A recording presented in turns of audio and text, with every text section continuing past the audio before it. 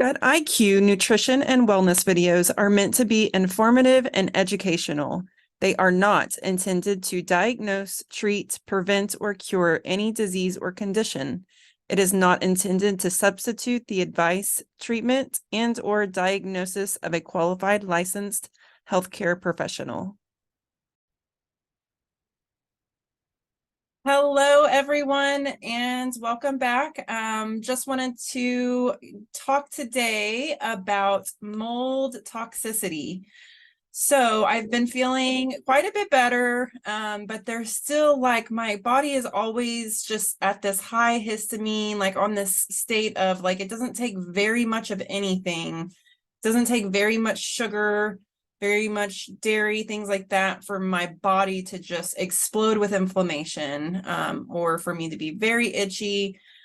My body has been very, very sensitive to just about everything. And so whenever I told my doctor that I was having kind of a overgrowth of bacteria, I was having reoccurring like bacterial infections, was having to take lots of antibiotics, which I think everyone knows that antibiotics are awful for your stomach, just across the board, right? And so it was just, reached out to her, really frustrated that like, I'm eating so well. And while I'm feeling so much better, there's still like this piece of me that is not doing great. And so I feel so much better, but I feel like I'm always stuck on the verge of an inflammation attack. So basically, whenever I reached out to my doctor and my naturopath and talked to her about my symptoms, she had suspicions initially that I might have mold toxicity. And I kind of blew it off because, I built my house just 5 years ago.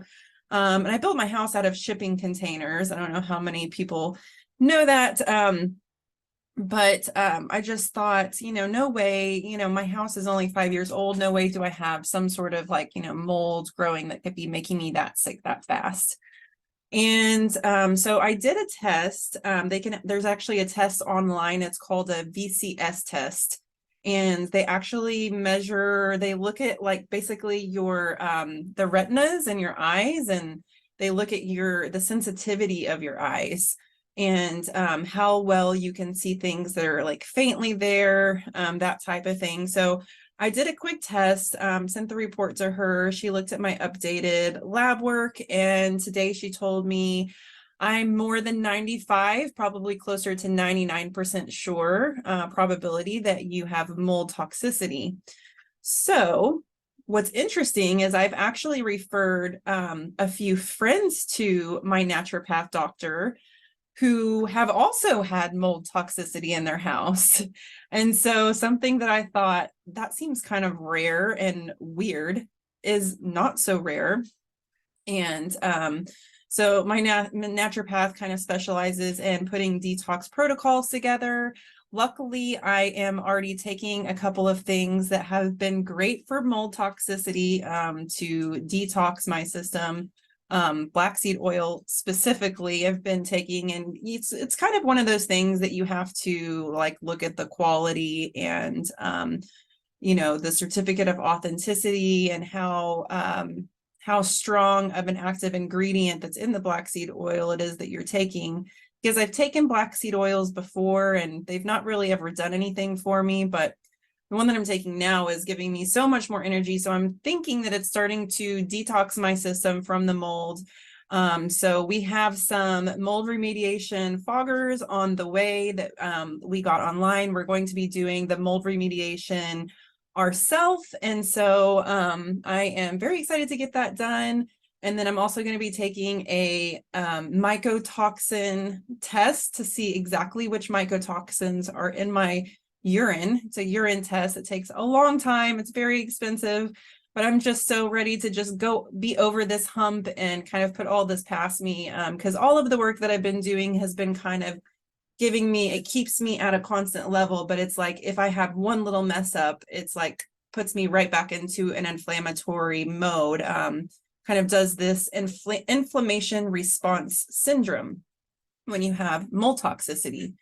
And so I am learning that it's way more common than any of us think. And it just blows my mind that this isn't something that's talked about by MD doctors. You know, you don't ever go into an MD doctor and them ask you about possible mold in your house, or at least I never have. And whenever I talked to my naturopath today, she was also shocked to know that no MD asks about the potential of mold toxicity.